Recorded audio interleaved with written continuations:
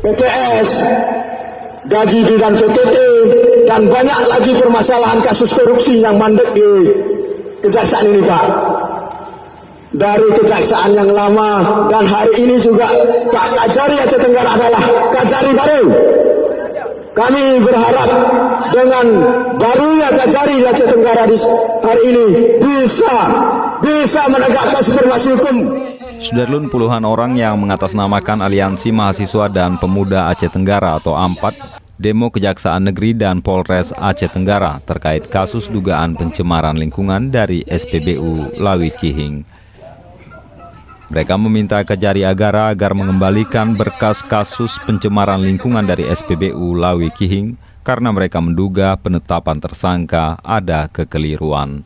Sementara itu, Kasih Intel Kajari Agara Chandra Kirana SH di hadapan demonstran mengatakan berkas dugaan pencemaran lingkungan SPBU Lawi Kihing telah mereka kembalikan ke penyidik Polres Agara.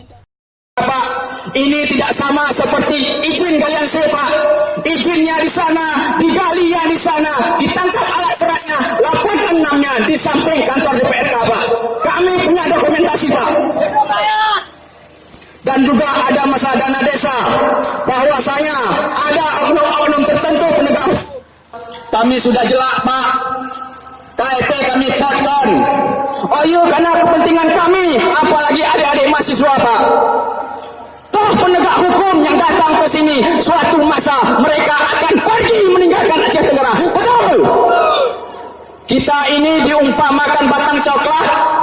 Setelah demonstran mendengar penjelasan, mereka membubarkan diri dengan tertib di bawah pengawasan aparat kepolisian. Terhadap masyarakat Desa Lawi Kihing, kami terakhir dengan pihak kepolisian. Dari Kutacane, Asnawi Lui, Serambion TV.